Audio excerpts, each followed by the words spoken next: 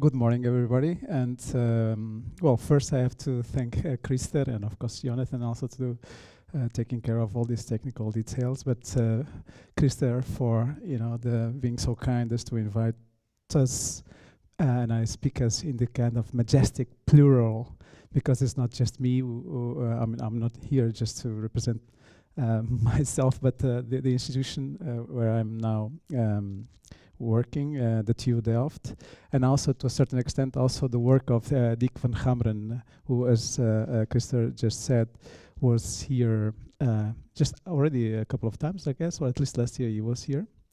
And so as you can see even in my introductory slides, so the title of this presentation, Domestic Landscapes, Dwelling Between City and Nature, is a co-production of Dick, because a great deal of this material was compiled by Dick, and then me and Dick, we just articulated our thoughts on, say, 100 years of Dutch culture of dwelling.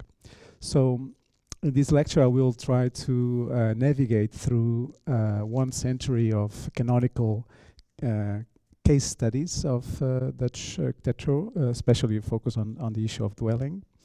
And the main issue, of course, is to try and show some ways of living in the dense city.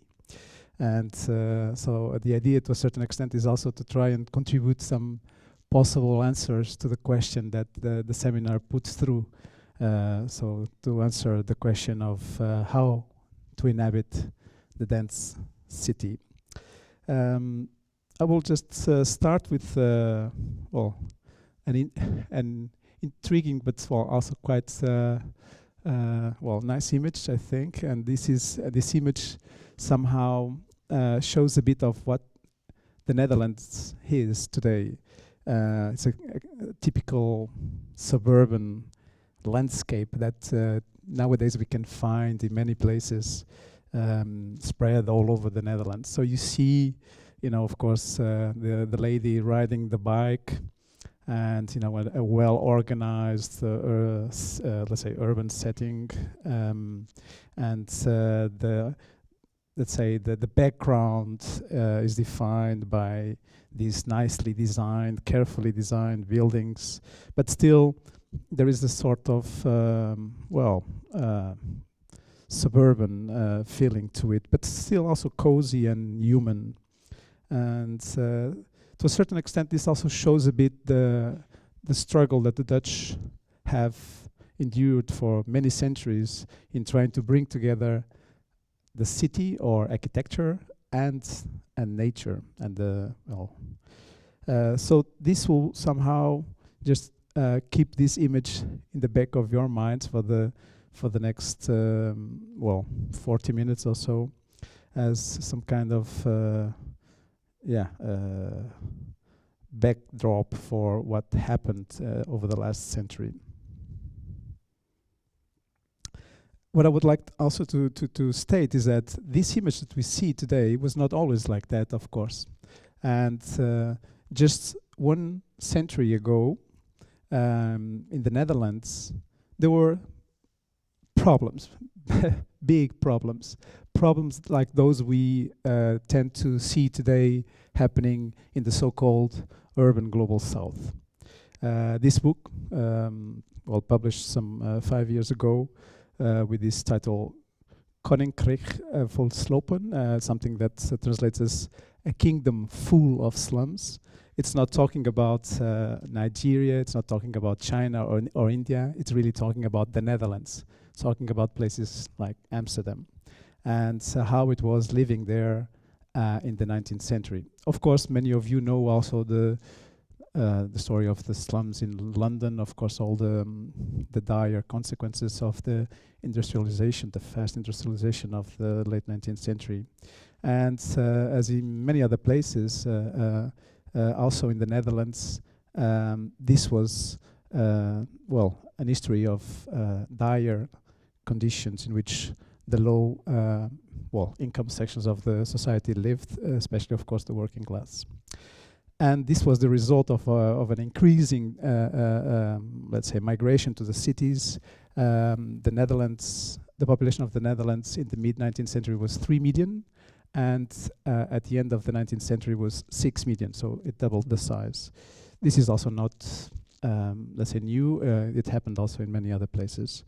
But it's important to, let's say, just to realize that the beautiful images that we tend to associate with the canals in Amsterdam and in Utrecht and in Delft was not always perceived as the best place to be. And at the turn of the century, so in 1900, so something like that, more than 1 million people in the Netherlands lived in a situation that was described as a slum. So very much akin to the slums of Asia, Africa, and Latin American metropolises these days.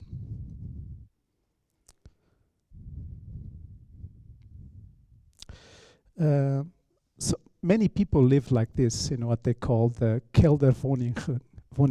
My Dutch is also not perfect, but this translates as the housing in the cellars. So of course, very dire conditions in which ventilation, lights, and of course the health was not, let's say, the healthy conditions were not the primal concern of the liberal or the liberalization of the housing market back then. And of course, even though the Dutch people always had a very, let's say, the culture of living, the bourgeois culture of living was part and parcel of the Dutch culture.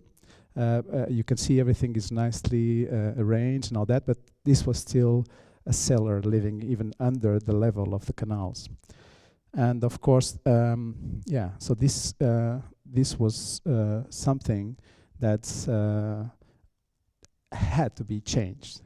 And it's amazing how since then, over the last century, the urban, say, landscape or the built landscape of the Netherlands changed so dramatically.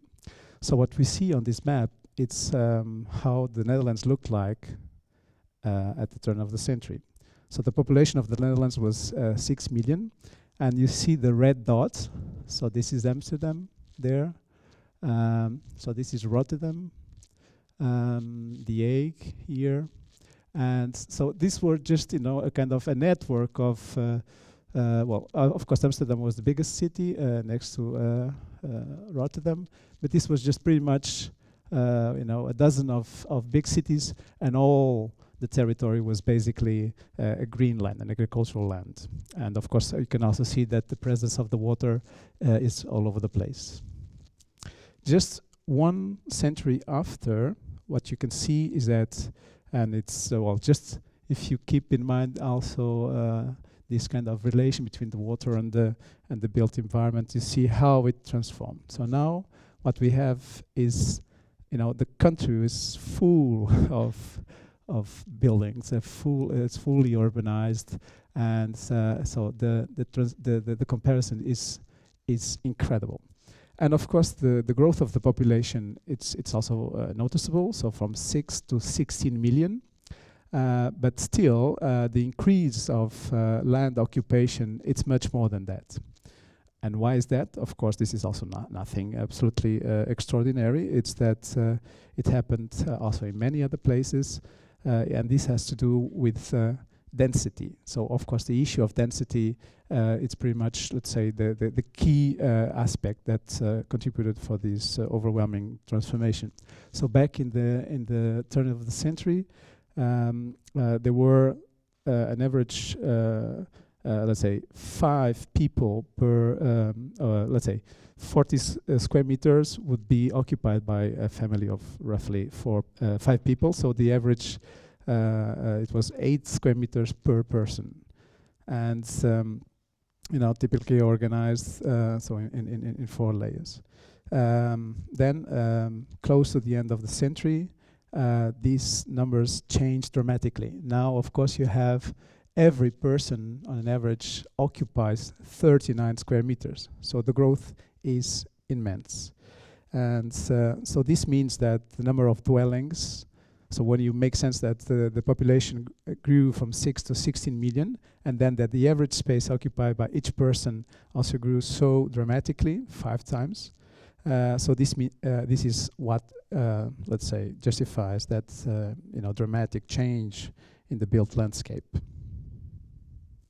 Of course, the numbers for 2050, hopefully we won't reach those numbers, but well, still they are important to consider. What should we do in the coming decades to avoid just this overwhelming occupation of the territory? Of course, this idea of density has been, so crucial to define the built landscape of the Netherlands. And when we look at at Amsterdam's ring canals, you see what you see indeed. Well, the canals, the beautiful canals. This is the extension of the 17th century. But also, what you can see is that there is a kind of coexistence of housing, and you can see the little, the more or less little houses along the canals, forming these kind of blocks with courtyards in between, and there is a kind of symbiotic relation between the buildings and the man-made transformed landscape. Well, but what is the fundamental? If we look carefully to this image, we should recognize that there is some kind of basic element, that it's it's kind of DNA of the Dutch, or at least this or Amsterdam's landscape. And indeed, the DNA or the fundamental element is the Canal House, and the Canal House has quite particular characteristics, as you can see here. I guess that this is also something common to some other places, especially in to the north of Europe, and in which I'd say the infrastructure is so say expensive. As you know, a great deal of the buildable land in the Netherlands was conquered, let's say, to the sea, reclaimed, and so the Canal House has this very narrow facade, always less than 6 meters, sometimes really narrow, 3.6. There are even smaller4 and they are relatively deep, and of course very tall, 3-4 floors high. And this was the result, of course, of very prosaic conditions. Of course, this is a morphological figure that was triggered by the municipal tax laws, because back in the 17th century, the municipality of Amsterdam, but also in some other places, the property facing the canal was very scarce, and of course also very valuable, and so the taxes were paid according to the width of the canal front of the houses. And the tax was quite high because all that extension was very expensive, and therefore only very say wealthy bourgeois and merchants and all that will have those large houses. But let's say the everyday man or the middle class, let's say, would have something like this. And this figure became so persistent that to a certain extent, let's say, this the idea of dwelling, as Christer also mentioned, this quite important concept, became more or less, let's say, associated to the image of the Canal House. So the Canal House became part of the mental map of the Dutch as regards, let's say, the idea of dwelling as a signifier of dwelling. But still, over the 18th and 19th century, this morphological figure, of course, also had some problems, let's say. On the one hand, so what we can see here, it's still that the Canal House, even though organized, let's say, in big blocks, it's and with uniform facades, but still what we see, it's not a collective block, let's say, developed in one go. Well, just a position of single-family houses with direct access from the street.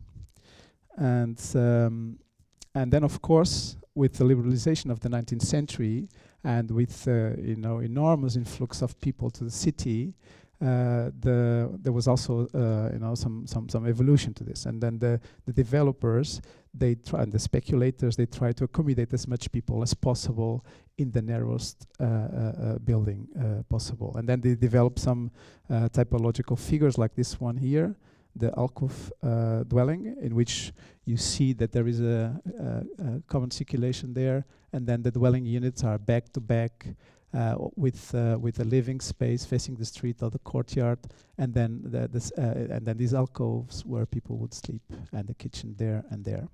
And so you have the version in Amsterdam, and also a different version, slightly different version in Rotterdam, but still very compact dwellings, trying to take as much advantage of the narrow plots as possible, and trying to accommodate as many people as possible. But of course, this was also a figure that, as you can see, there was no cross ventilation. The light could get in only from one side, and so of course, in terms of the sanitary conditions in which people lived, this created also a lot of sanitary problems. So to deal with this, the Dutch, which as you know, also have this kind of let's say the ethos that is part of their even religious beliefs, the Calvinists and all that. They thought that this was that this should be something should be done to solve these problems. And then in 1901 they passed a fundamental document. It's called the Woningwet, which translates as the Housing Act. And this is so important that it completely transformed let's say the Dutch landscape in the 20th century.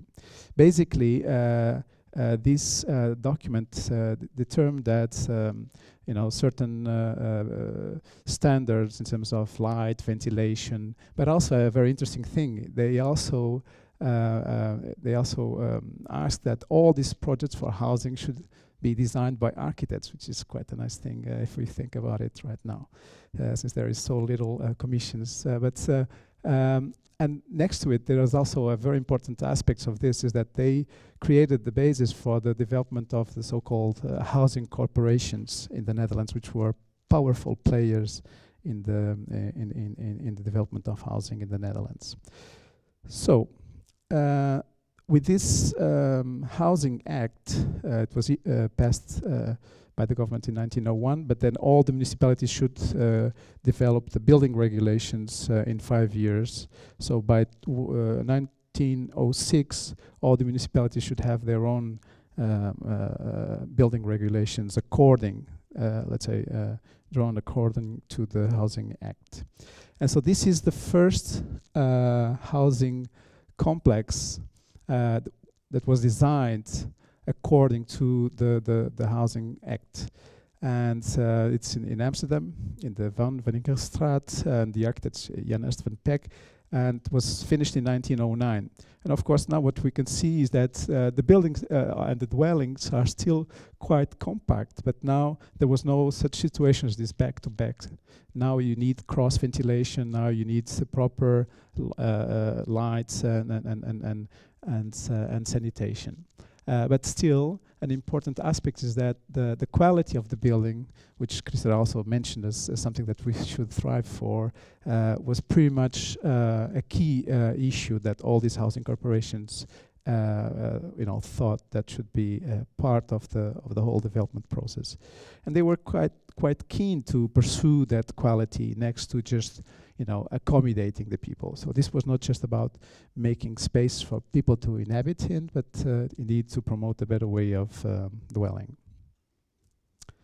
And while in Amsterdam, the former image showed still a relatively straightforward way of accommodating the new law. in Rotterdam, as usual. I don't know if in the Netherlands, if in Sweden there is also this kind of competition between two cities, maybe I don't know, Stockholm and some other city, Lund. Is there some sort of competition or not? Gothenburg, okay. So then in the Netherlands, it's of course between Amsterdam and Rotterdam. And while Amsterdam has all this charm and all these kind of things, Rotterdam is the ugly duckling, you know, all the industrial city with the ports and all that. But there also, Rotterdam is where most of the experimental architecture came about. And I guess that some of you may know a lot of cases that testify to this. And this is indeed one of those.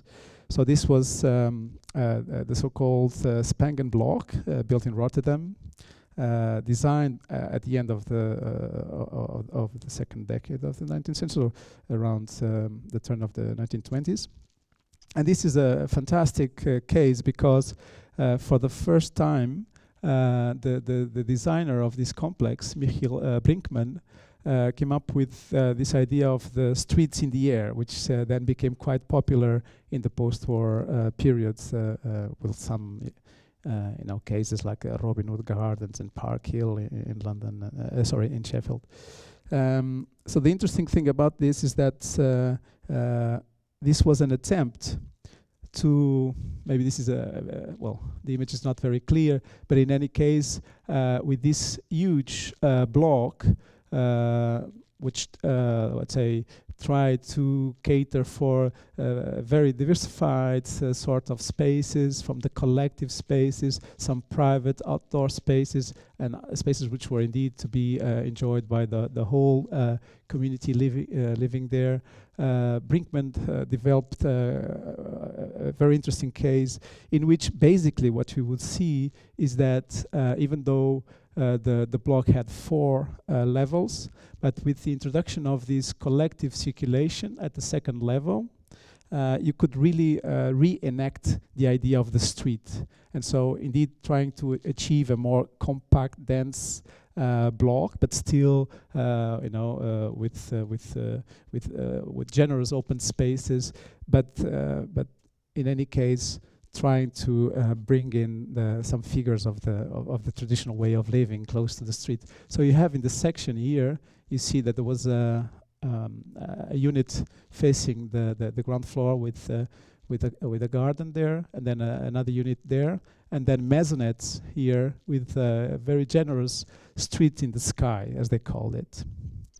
And this created this sort of images. For instance, this is the gallery or the street where the milkman will just go there and deliver the milk to everybody living there. So this was indeed, you know, when we look at this image, it pretty much resonates with the same experience, or at least tries to resonate a great deal with the experience of living in the traditional city.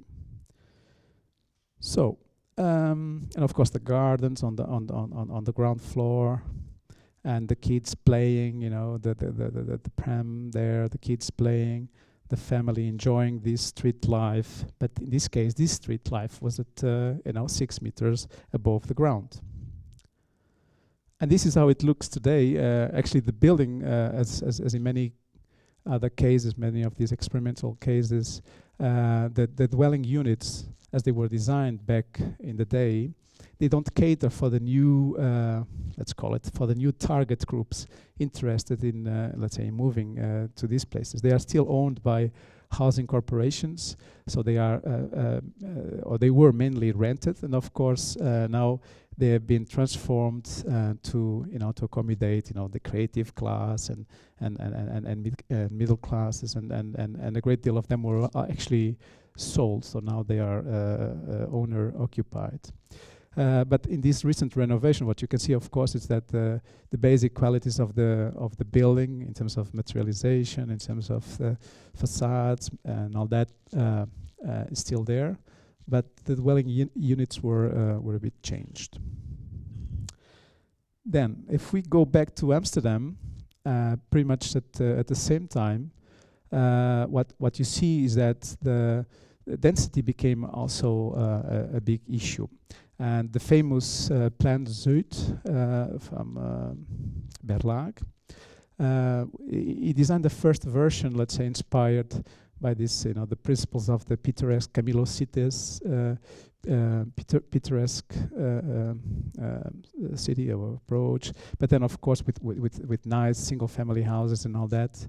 But of course the leaders of the government in Amsterdam at this moment, driven by this, they were socialist and progressive movements to cater for the working class, and then they said no, it's now if we want to spend our money, we have to spend it right, and spending it right is to provide housing for the big number, as we call it today.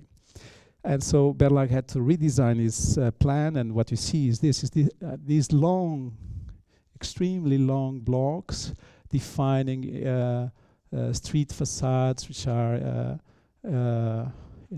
very, very long, but also with very generous courtyards. And but still, the idea of the streets, the idea of these generous avenues, green spaces, it's still there. And this was quite important, let's say, to secure that this new expansion should be dense. So the density of Berlage's plan is about 100 dwellings per hectare, but still the quality of the open spaces, the courtyards, the streets should be a key concern of this development. So you see the plan side is over here. This was those canals from the 17th century.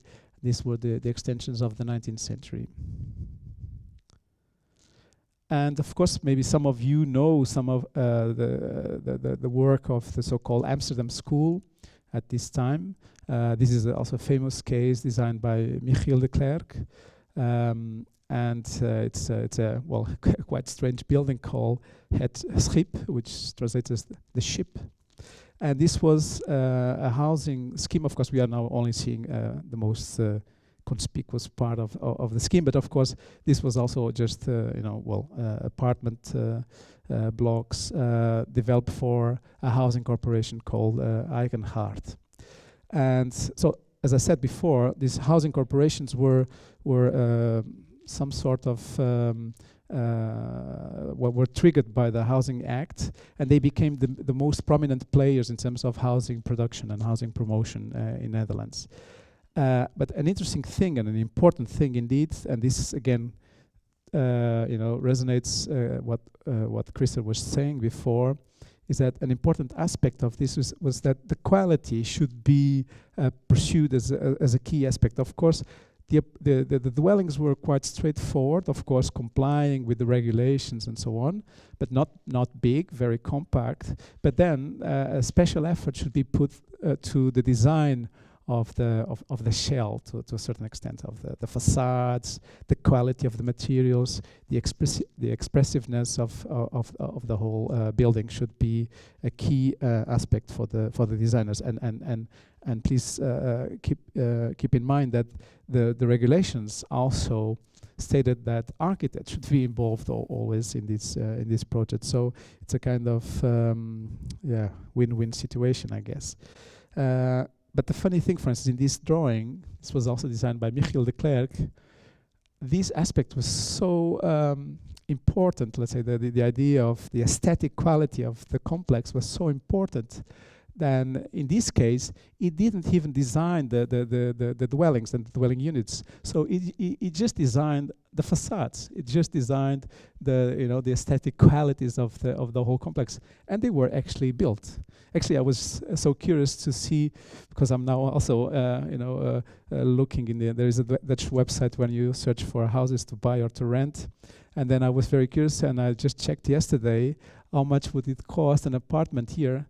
And it costs the incredible amount of 500,000 euros. So this should be something like 5 million Swedish crown. Maybe here it's cheap, but it's I don't know. It's really expensive. This was supposed to be affordable housing back in the day. Of course, this is also related with a different story, but I won't dwell on that for the time being. So here you see it, right? So this is how it looks like. How it looked like. And so you see a repetitive set of dwelling units and all that, but then this huge investment in terms of the quality of the materials, the expression of the building, that became a prominent aspect.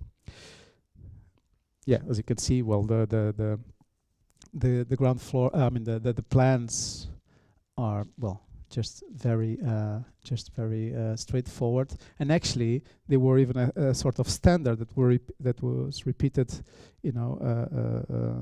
all the time. You see once again these little details, of course, also trying to include other amenities, shops, and trying to promote as much as possible a lively urban environment. Same thing here, and here. It's still relatively discrete, but another aspect is quite noticeable. If we travel around Amsterdam, especially if you travel to this part of Amsterdam, you will notice there's something quite striking, which is the way that the buildings contact with the ground floor. And if we look closely, what we see is this kind of elements. So these are, as you can see here, 1, 2, 3, 4, 5, 6 entry doors. And so why is that? So and in a building with ground floor plus 3. This is, say, a typological innovation that was designed to allow every family to have a front door facing the street. So the interesting thing about this, in my mind, is that even though there was this, huge typological transformation with the idea of the block, of the apartment block, but still the mental image of the single-family house, it's still there, right? So you don't want to go through some kind of collective stairwell or collective circulation space. To then finally arrive your place. You need to have your front door, and the front door should be right next to the street. Yeah, so this is something that is also quite permanent in the Dutch dwelling culture. Is this interesting negotiation between the realm of the collective and the realm of the individual. And so, of course, then. When we arrived at the 1930s, after the crisis of the late 20s and all that, this changed somehow. And these qualities that they pursued back in the 20s, they were somehow reconceptualized, to put it like that. And now what became really the mantra was affordability. To build affordable houses, of course, for the working class. And this is the cover of a book that resulted from a competition for affordable workers' housing in Amsterdam. And this somehow changed the idea. So this is a shift from the Berlag's project and the School of Amsterdam to this idea of the existence minimum. So this is a moment in which we could say that rationalization takes command. So now it's about being rational, and the architect should be engaged really in trying to build as much as possible with least means possible. And here it's an interesting image in which we still see some of Berlag's plan, and next to it you see already these the huge slabs that resulted from this obsession with the rationalization of the buildings. So of course now we don't have those fanciful blocks, but just straightforward slabs. And so the courtyards are not that kind of collective realm, and so the open spaces are, or the limits of those collective spaces become a bit blurred with the public space.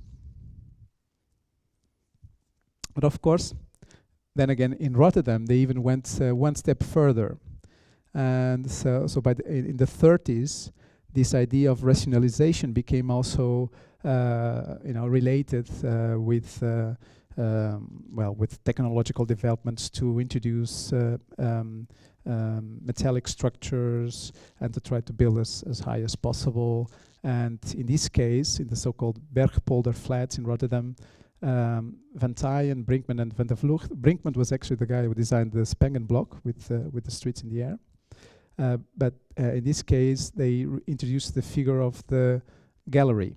And so it was the first gallery building in the Netherlands. And this, of course, is a huge transformation if we come to think about it. But still, even though they introduced this major, well, typological innovation, they still, well, they were really quite engaged in trying to produce a dwelling experience that could be, say, emancipatory for the working class and for the low-income classes. And so what you see, even in the pictures that they used to advertise the building, you see these nicely designed interiors, with lights, ventilation, you know, with very nice views and so on. Actually, it's also an interesting story because Van Tyen, the architect, was also the let's say the leader of the organization who developed this scheme. So he was both the developer and the architect of the scheme, and his company was called Volkswoningbouw Rotterdam. So the well, working class housing corporation. This change of paradigm, of course, that we saw just in this building, was also, of course, transported for, you know, urban design and urbanism. And so what we see here is that when Rotterdam, so the plans died and all that, it was not able to accommodate the demographic growth of Amsterdam. And so a very important figure, Cornelius van Esteren, was the secretary of the CM Congress, was part of of Amsterdam's urban development department, and he designed or he collaborated in the design of the so-called Amsterdam's Western Garden cities in the 30s. And this is the plan that resulted from that period. And as you can see, the main figure is these slabs, you know, pretty much inspired by this rationalization, this approach. And this is how it looked like, right? So you see the slabs, very generous open spaces, you know, this obsession of the CM with the separation of functions, circulation, residential work, leisure. So this was part of Amsterdam's extension plan in the 30s, but back or after but it was still kept idle until the Second World War, and only after the Second World War some of these plans were actually built. Some of the buildings and the neighborhoods were actually built. And then there was this obsession with rationalization, efficiency, and prefabrication. And so what we see here is also a notable case developed in the 60s by an architect called Frans van Gogh, called Heiberg. And so as you can see, it's a cluster of buildings. And the interesting thing about this is that they were pretty much, let's say, developed as a system of prefabricated elements, also with this innovative typological scheme in which the apartments were either, well, of course, directly related with the street here, or just with the stairs to reach the second floor. And then there was this street, also a street in the air, that articulated all the blocks and created you know, an elevated street that would then you know, provide the access to the dwellings on this level, that level, and the upper level. But still pretty much with this idea of efficiency and rationalization. You can see the section here. There was not, I mean, the dwelling units were also quite straightforward, but it was only this this idea of trying to bring the streets closer to the apartments that became, well, a key aspect of these projects.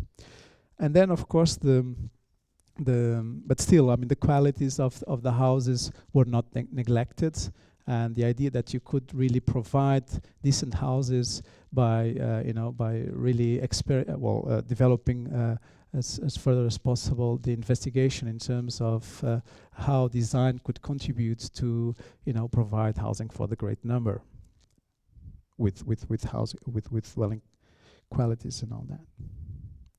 But and the scale, this was not enough yet, and so the scale of these interventions grew and grew more. And so the apex of this process was this scheme called the Bouwmeer. It was a scheme developed to the southeast of Amsterdam, and a scheme designed to accommodate around 100,000 people. This was developed in the late 60s, and it was a huge development based also on this separation of car traffic, pedestrian traffic, these huge slabs with this very characteristic honeycomb scheme. And but still, as you can see, the open space was quite generous. In any case, this is a picture while it was being developed. The interesting thing about this is that while the buildings are these huge, massive blocks, the overall density of the scheme is quite low. It was only 40 units per hectare. I mean, if you remember the Berlak scheme was 100 units per hectare. So this is less than a half. And so of course this created a lot of problems. There were also incidentally the former Dutch colony Suriname became independent in 1974, and that they were given the option either to stay or become Dutch residents in the Netherlands, and a lot of them choose the latter. And there was no place to accommodate so many people, and then of course this was just being built, and then they put all these people there. Of course, this created all sorts of problems, and then eventually the scheme was a challenged and very contested space. And this was the kind of experience that you would have there. Again, still the streets on the air, still this idea of trying to simulate the experience of having some sort of public or collective space right in front of your door, but of course in a completely different scale. And the reaction to these schemes was so intense, so strong, that of course, as it happens many times, it created a kind of reverse approach. And so in the 70s, in the Netherlands, it happened that a movement called that now it's called the cauliflower or estates became quite prominent. Cauliflower because the plans of these schemes were this kind of structures like a cauliflower if you cut it in half. And of course, these cauliflower estates they try to cater for a more parochial environment. So this idea that's all based in the single family house, creating clusters with nice outdoor spaces, with the cars kept away, and fundamentally catering for the pedestrian circulation and all that. Of course, the density, of course, it's much lower than the traditional city. In these cauliflower estates, typically the density will be 30 dwellings per hectare. And then, but still, this obsession with the single-family house became once again, let's say, part of this mental map of the idea of dwelling in the Netherlands. And in a polder which was also reclaimed in the 70s, a new city was built, Almere, a bit to the north of Amsterdam. And of course, what you can see is this landscape, made of single-family houses. In this case, even detached single-family houses, a bit more dense, but still relatively, let's say, low density of about 30 to 35 housing units per hectare. And then these sort of city expansions resulted in landscapes like this. And this is also a typical landscape that you can see in the Netherlands in the developments made from the 1990s on, with the plan that the government had to develop 800,000 new homes in the immediate surroundings of the biggest cities. It's so-called VNEX plan. And of course, the landscape that resulted from this VNEX plan was pretty much this, like a landscape of single-family houses, suburban, with generous green spaces and all that.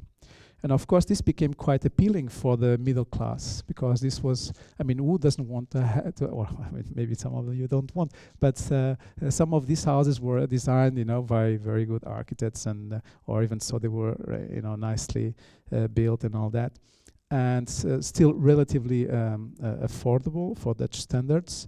And so this created a huge flux of migration of the middle classes from the city centers to this kind of suburban estates. To let's say, to react to this, to try and create a counter or to counter this process, the big cities like Amsterdam decided to implement a new policy, because this VNEX program was defined in such a way that they could social housing should never be more than 30%. So all the others should be really for the middle class. And so in Amsterdam, what they decided is that you need to counter this process, otherwise the city will be completely drained of the middle class, and therefore will be somehow a bit. I mean, the inequality would just become a very problematic issue. But what to do, since the land available is not that much, and the process and to contain this and counter the outflow of the middle class from the big cities was to try and create new living possibilities in the city. And so, of course, the formal industrial areas became the only possible land stock to implement this policy. And in the case of Amsterdam, the most noticeable case is the so-called Eastern Docklands here, that were at that moment not working anymore because the harbor activities were moved elsewhere to the west. And it looked like this, still in the 80s, so you can see pretty much an industrial landscape. And the first, or one of the first interventions there was the Java Island plan, and also the KNSM plan, which is further to, well, in this case to down, but in the actual case to the east.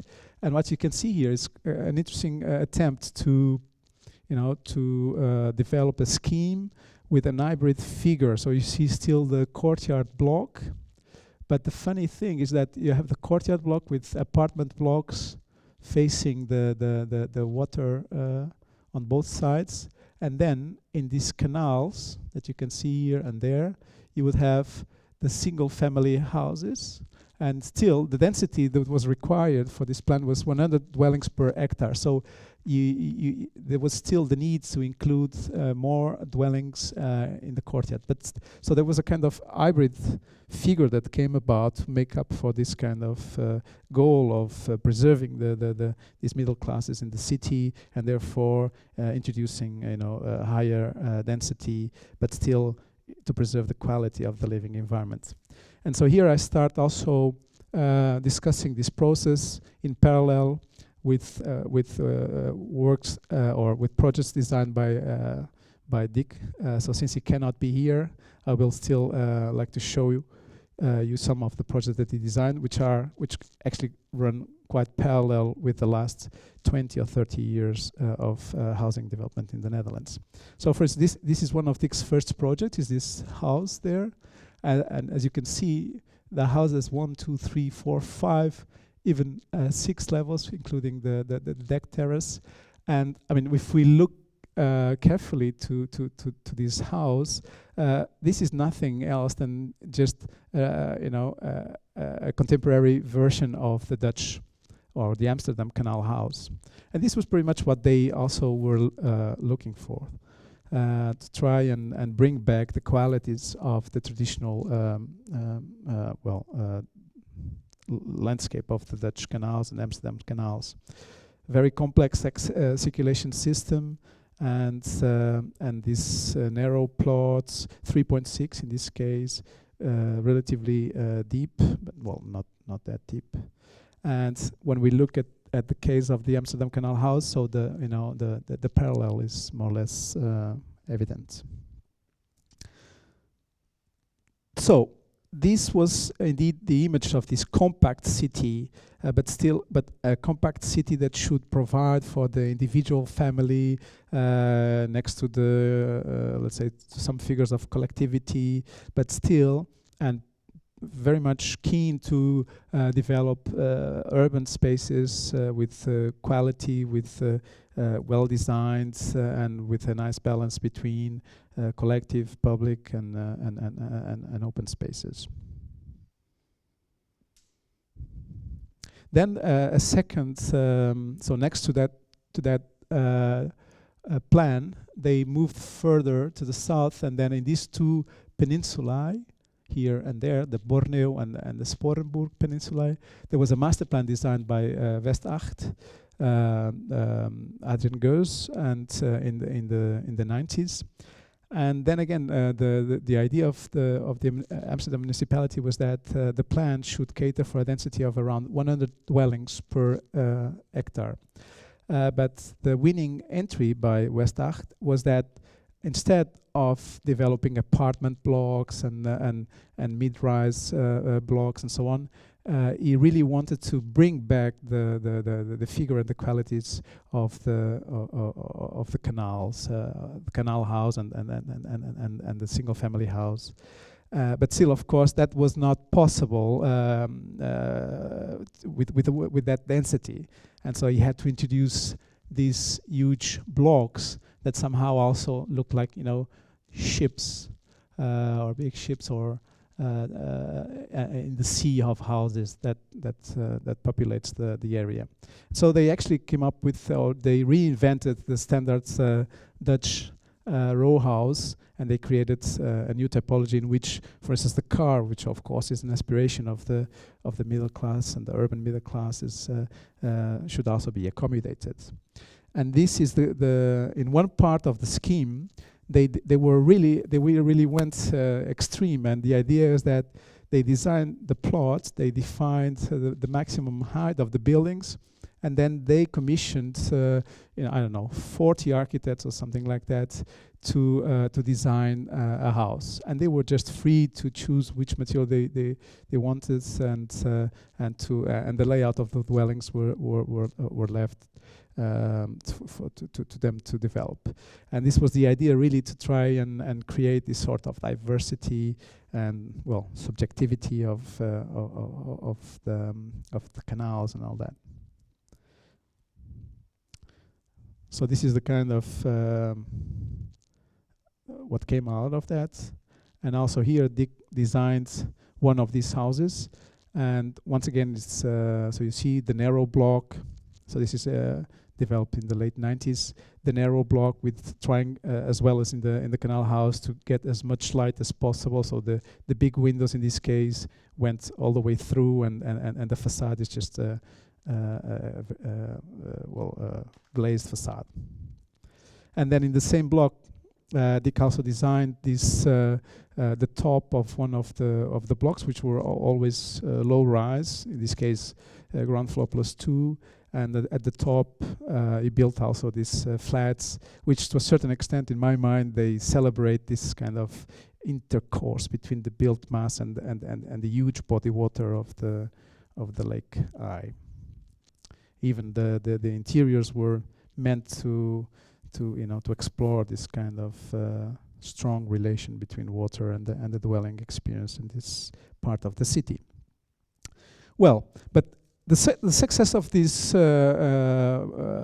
operation there in the former docks was such that then the city government decided or just realized that there was, this could be the way to go. So since there was no more available land, no more industrial derelict areas, let's say, they decided to just do what they always did, which is reclaiming land from the sea. In this case, the so-called which is the big lake around to the north of Amsterdam. So this is a new island that they created called the Heiberg, and so you see how the landfill process here. And and then immediately there was a master plan for the area developed by Architect and CEA in the late 90s. And the idea is that this new island should be should accommodate circa 40,000 new dwellers.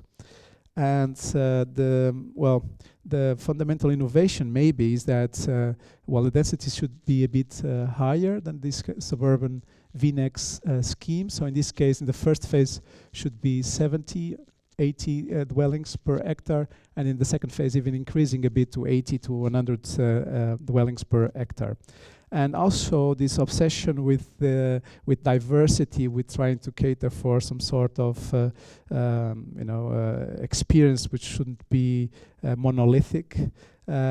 Each block should be designed by more than one architect. So what you see here is that you have these blocks, but then so this would be designed by one architect, this by another architect, and that by another architect, and so on and so forth. So they were relatively big blocks, but the idea, as this drawing suggests, is that they should also be porous, and they should also be open, so that people could just go through these blocks, and so the courtyard could be a collective space, but actually also part of the network of circulation. This, of course, also helped in occupying the interiors of the courtyard as and still making them, part of the whole network of public space.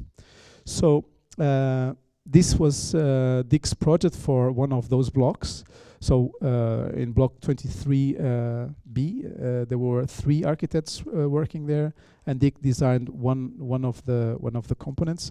And so what you can see here is indeed this attempt to create also this typological diversity. You see that you have this low-rise block, and then this sort of castle tower or whatever, in which there were mid-rise, if you will, and the interesting thing is that they tried to create also on the top of this block some sort of porous structure that could transform these apartments in a sort of townhouses. But these blocks would say accommodate 50, 60, 70 families. But even within each block, or this project shows the extent to which this block was also trying to introduce streets and to simulate, the narrow street with the bikes parked outside your home and all this sort of interaction between open spaces and the built mass. So you would see this kind of hybrid figures that we don't actually make sense of as either they are streets or courtyards or just interior of a building. But then if we now go back to the western part of the city in this development by the modernists after the post-war reconstruction. So this was the landscape in the 50s, but then of course these days they became they changed. The demography changed quite a bit, and these were all developed by housing corporations, and of course they were mainly social housing. And since the 90s, the housing corporations were privatized, or they became more engaged in market oriented operations. While in the 50s, I mean, this housing was very appealing for the middle class. They were really curious, optimistic about what this could be, and as a new possibility of participating in the project of modernization of the country. They had these pictures, staged pictures, of course, in which the family, lived very happily with, design, furniture, the kids reading, well behaved, and the, and this couple, these two couples chatting and all that. And this is how it looks like. The same. This is exactly the same dwelling, but 50 years after. Of course, the demography changed abruptly, and now most, as I said before, the middle class moved into these VNex neighborhoods. And of course, now what you have is typically, the migrants living in these places. And so, but now these housing corporations, they wanted to counter this, this ghettoization, as they called it, and then they started a process in which these neighborhoods should be transformed, and to avoid the ghettoization, only 30% of the new units should be for social housing, and all the others should be for the middle class. But also the investment should be done in such a way that the construction standards should improve, because otherwise you don't attract these people. And then to compensate for this, you also need to increase the density. And so the density of these Western Garden cities in the 50s was 60 units per hectare, and now they wanted to create something which was around 3 times that number, around 150, 160 units per hectare. And so Dick designed for that plot I show here. So the housing corporation wanted to turn this thing down and build on top of it a new complex that should, show how this would be possible. How can we densify these neighborhoods, preserving the qualities of the urban design, but of course increasing the density and keeping the quality of the scheme. And so of course, let's say they had to go, this was the original height of the buildings there, and these of course were the new additions in terms of height, of course. This became much denser than it was before. And also much more diverse, because now you had to cater for, let's say, the spectrum of the Dutch society. These days, it's quite diverse, as maybe it was always. But in this case, the idea is that you should come up with, houses that could cater for the elderly, for students, for middle-class families, and so on and so forth. So what you see here is that these 6 different dwelling types, they were all brought together in one block, creating this huge, let's say, diversity. So this radical diversity of the scheme should be accommodated in this block. But funny enough, this was built using a system that in the Netherlands is quite popular. It's called the tunnel system, in which you have this 5.4 meters module. And the whole building, or a great deal of the building, was built just using this formwork, metal formwork. And so there is this, again, so a rationalized approach in which, when you can see the plans, so you see that the modules are all the same with these 5.4 meters. These are a bit bigger, 7.2. And then all these different dwelling types can be accommodated within that same rational structure. But of course, maybe to compensate for this kind of systematic way of producing the building on the one hand, but also accommodating this diversity, this also becomes then apparent in the facade with these panels. These are actually concrete panels with bricks on the other side. And you see that also this attempt to dissolve a bit this density into this fanciful facade became also maybe part of the project, and also one of the goals of it. And then so this also shows a bit this diversity. But then with the housing, with the crisis in the late, 10 years ago,